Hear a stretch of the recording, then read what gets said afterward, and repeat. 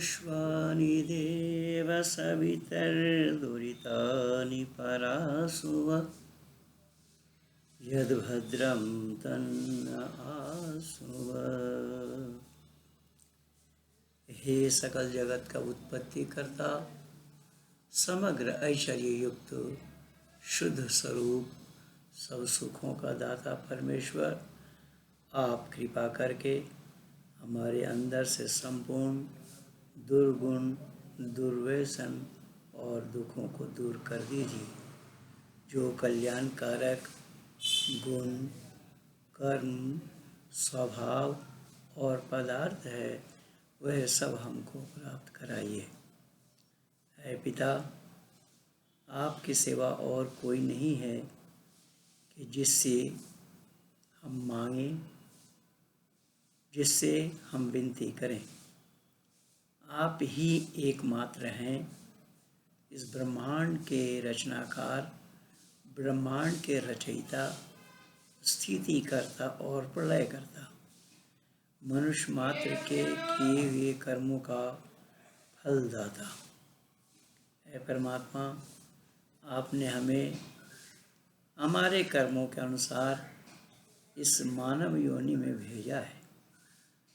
मानव हम कहलाने के अधिकारी या हकदार तब बनते हैं जब इस मानवता पर अमल करते हैं। मानवता वही है, आत्म सर्वभूतेषु, समस्त आत्माओं को अपनी आत्मा के समान जानना। मानवता वही है कि प्राणी मात्र का चहुमुखी विकास या मानव मात्र का चहुमुखी विकास जिसमें हो, ऐसे विचारों को अपने जीवन में धारण करना या उतारना। प्राणी मात्र का कल्याण चाहने वाले का नाम ही मानव है। तो ऐ पिता, ऐसे ही मानव बनने के लिए हमें लिखने पढ़ने की ज़रूरत और आवश्यकता होती है। और मानव लिखते पढ़ते भी इसलिए हैं कि उसके ज्ञान में वृद्धि हो, ज्ञान प्राप्त करे, ज्ञानवान बने, आदि आदि। और अगर जो मानव कहलाकर लिखते पढ़ते नहीं हैं, लोग उसे अपढ़ कहते हैं, लोग उसे अनपढ़ कहते हैं, लोग उसे जाहिल कहते हैं, लोग उसे मूर्ख कहते हैं, लोग उसे ना मालूम किन किन नामों की उपाधि देते हैं। तो जब हम पढ़ने लिखने के कारण ही हमारा नाम मानव बना, या मानव हमारा नाम होने के कारण ही लिखने पढ़ने का जो तौर तरीका है, सीखने का, जानने का जो पद्धति है जानने की, वो पद्धति केवल और केवल मनुष्य मात्र के लिए है और मनुष्य ही उसे अपना सकता है। और उसे अपनाने के बाद मानव पढ़ता इसलिए है, वो ज्ञानवान बनना चाहता है, वो जानना चाहता है इसके पीछे और क्या है, इसके पीछे और क्या है, इससे आगे और क्या है, इससे आगे और क्या है। इसीलिए वेद में परमपिता परमात्मा ने नेति नेति शब्द वहाँ पर आया है कि और है, आगे है, आगे है, आगे है, क्या है आगे, उसी को जानने वाले का नाम ही मानव है। अब मानव पढ़ते लिखते क्यों हैं? तो हमारे शास्त्रकारों ने बताया है कि विद्या दधाति विनयम। विद्या देती क्या है? कि विद्या ददाति विनयम, विद्या देती है विनय। और पढ़ने लिखने के बाद अगर विनय ही नहीं आया तो फिर उस विद्या को सीखने का क्या मतलब है। अब आश्चर्य की बात यह है कि जो आज संपूर्ण भारतवर्ष के अंदर में एक जाने माने यूनिवर्सिटी हैं, जाने माने विश्वविद्यालय हैं, जिसे JNU के नाम से लोग जानते हैं, जवाहरलाल नेहरू यूनिवर्सिटी के नाम से लोग जानते हैं। और इस यूनिवर्सिटी के जन्म काल से विरोधियों का जमावड़ा वहाँ पर है, कम्युनिस्टों का या कम्युनिस्टों का वर्चस्व वहाँ पर है कि शिक्षा नीति को जानने का प्रयास नहीं किया, शिक्षा क्या है उसको जानने का प्रयास नहीं किया, लिखते पढ़ते क्यों हैं उसके उद्देश्य की पूर्ति नहीं कर पाए। वहाँ पर बैठे हुए लोग, चाहे वो प्रोफेसर के रूप में हो और वो विद्यार्थी के रूप में हो, यही कारण बना कि जब विद्या हमें विनय देती है और विद्या पढ़ने वाले या पढ़ाने वालों के अंदर में वो विनय नहीं है, उदंडता, उच्छृंखलता और गुंडागर्दी, ये सब अगर यूनिवर्सिटी के अंदर में हो तो फिर मानव समाज को तो फिर मुंह छुपाने के लिए दुनिया में जगह कहाँ है? कि जहाँ पर विद्या का दान दिया जा रहा हो, जहाँ पर विद्या सिखाई जा रही हो, जहाँ पर विद्या बच्चे प्राप्त कर रहे हों और विद्या प्राप्त करने वाले विद्यार्थी अपने यूनिवर्सिटी के कुलपति के पुतला फूंके, तो बतलाइए उस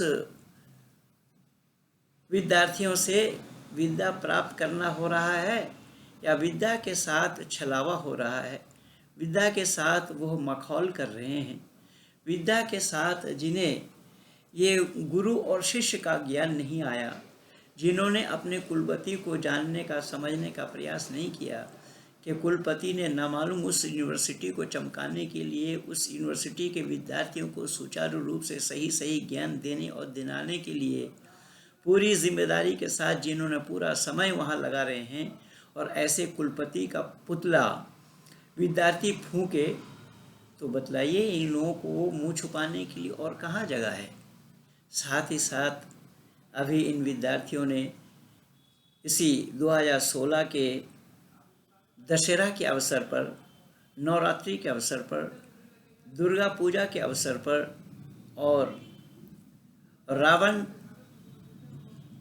फूकने के अवसर पर, रावण के माने कोई व्यक्ति नहीं है, यहाँ पर बुराई है। अब बुराई फूकने का नाम रावण का फूकना है कि बुराई को छोड़ने का नाम यह है। तो बुराई छोड़ने के बजाय अगर वह पढ़ने वाले विद्यार्थी उस बुराई में उतर आए तो ऐसे लिखने पढ़ने से क्या फ़ायदा हुआ? जो विनय देती है विद्या, विनय ही नहीं है आपके अंदर में, विनय को ही प्राप्त नहीं कर पाए आप, तो ऐसे पढ़ने लिखने से तो अच्छा था सड़क पर कागज़ चुनते।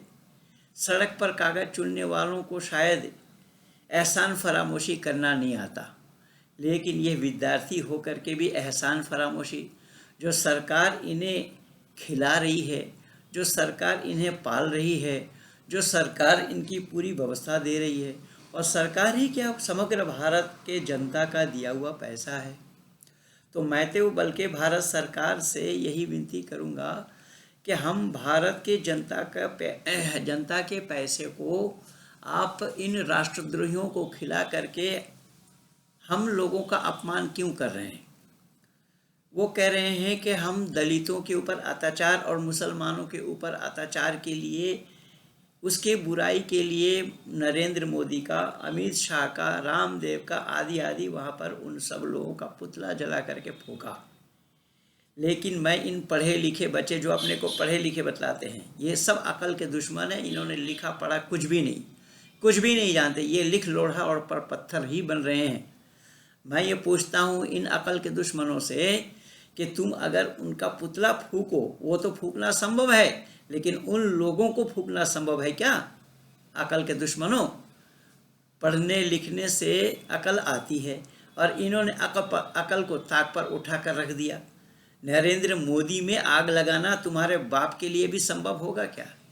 या अमित शाह के ऊपर आग लगाना या आग फेंकना या उनको जलाना, ये तुम्हारे परिवार के लोगों में हिम्मत है कि उन्हें फूंके? उसका फोटो जला करके फूंक रहे हो और ये दुनिया को दिखा रहे हो कि हम उन्हें फूंक रहे हैं।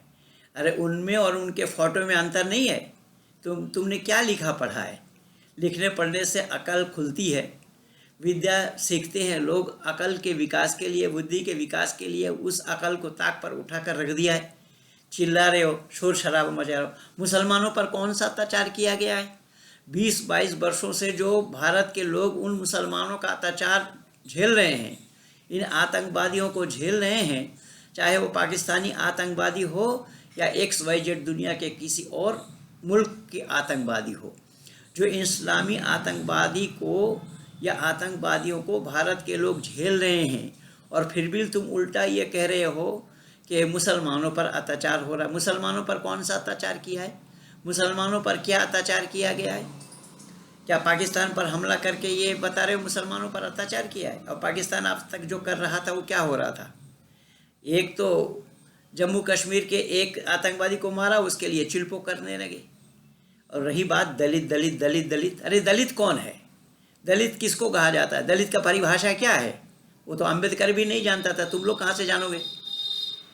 दलित किसको कहा गया है? और तुम लोगों में से जो दलित दलित चिल्ला रहे उनमें से दलित कौन है? न मायावती दलित है, न रामविलास पासवान दलित है। दुनिया में सच्चाई को जानने के बजाय, सच्चाई का उजागर करने के बजाय मिथ्याचार को पकड़े हुए हो। और इसी अंबेडकर ने ही मानव समाज में विघटन पैदा किया है इस दलित नाम दे करके। उसको दलित रहना था तो हिंदू ही रहते, बौद्धिस्ट क्यों बना था फिर? बौद्धिस्ट बन करके तो उन्होंने हिंदुओं का सर्वनाश किया है। दुनिया वालों ने इसको जानने का प्रयास नहीं किया। कि मैं पूछना चाहता हूँ कि लिखने पढ़ने से मतलब क्या हुआ? अगर तुम्हें राजनीति करना है तो बाहर आकर के राजनीति करो। यूनिवर्सिटी में राजनीति करने का क्या मतलब है? वहाँ पढ़ने के लिए गए या वहाँ राजनीति करने के लिए गए? तो कायदे से बात करो ना, लिखने पढ़ने वालों की तरह बात करो, लिखने पढ़ने वालों जैसी बात करो। खा रहे हो हमारे धन को बर्बाद कर रहे हो और देश विरोधी नारा वहाँ लगाया जा रहा है। देश विरोधी नारा लगा करके यूनिवर्सिटी में, इससे पहले वो कन्हैया है या वो बिहार का रहने वाला, बेगूसराय का, उसने खलबली मचाई। मैं तो बल्कि ये चाहूँगा भारत सरकार से कि जो इस तरीके के वातावरण को क्रिएट कर रहे हों उन सबको कॉलेज से निकाल दिया जाए। कॉलेज से निकालना ही नहीं, अपितु आगे किसी कॉलेज में ये एडमिशन ना ले सके, ऐसी प्रबंध भारत सरकार को करना चाहिए। जो अंग्रेज़ों ने एक काल में ऐसा ही किया था, नेताजी सुभाष चंद्र बोस को ऐसा ही किया था, वेस्टर्न नामे प्रोफेसर को मारने पर।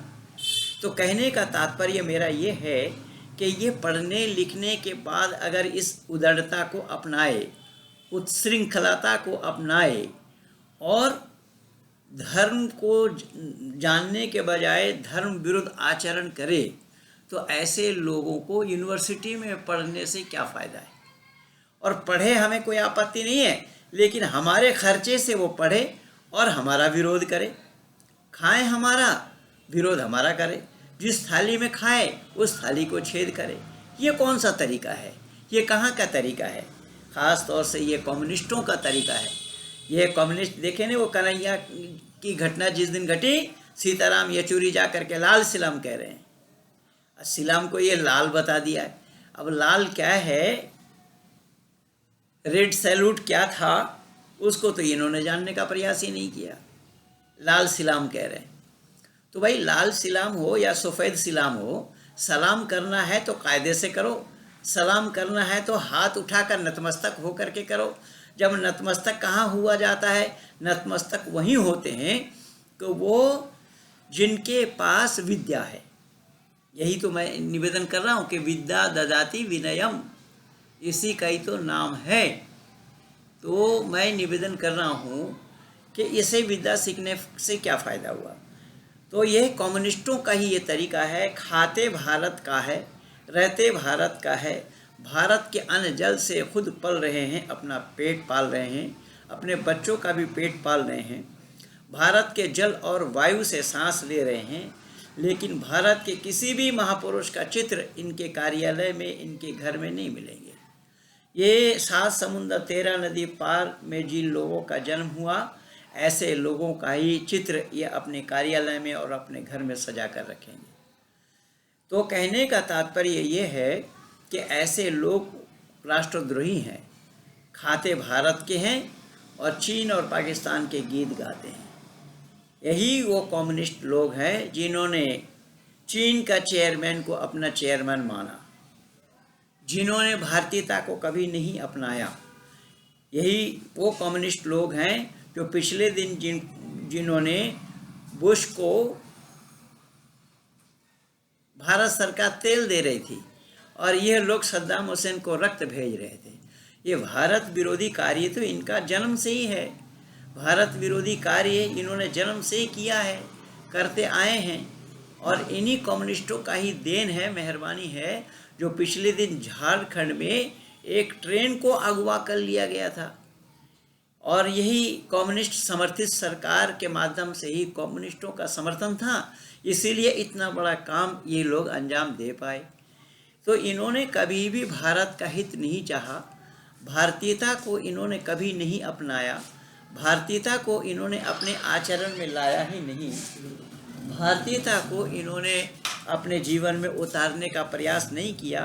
ये सारा मामला सामने है। इसीलिए मैं भारत सरकार से विशेषकर यह निवेदन करूंगा कि ऐसे छात्रों को यूनिवर्सिटी से निकाल दिया जाए, उनको ऐसा निकाला जाए कि उनकी ज़िंदगी बेकार हो जाए, किसी और कॉलेज में वो एडमिशन ना ले पाए। जैसा कि मैंने बताया कि अंग्रेज़ी काल में सुभाष चंद्र बोस के साथ ही अंग्रेज़ों ने ऐसा ही किया था कि भारत सरकार को भी थोड़ा सख्त होना पड़ेगा। सख्त होने पर ही इन लोगों को सबक सिखाया जाना संभव होगा। इन्हीं शब्दों के साथ, इन्हीं बातों के साथ मैं अपने वाणी को यहीं पर विराम दे रहा हूँ। मैं आज फेसबुक में भी लिखा इन्हीं बातों को, ट्विटर में भी लिखा इन्हीं बातों को, और अपने वैदिकज्ञान.in में भी इन्हीं बातों को लिखा हूँ। मैं चाहा कि शब्दों के माध्यम से भी मैं आप लोगों तक अपनी बातों को पहुँचा दूँ, तो आप लोग ध्यानपूर्वक उन राष्ट्रद्रोहियों को पहचानने का प्रयास करें। धन्यवाद।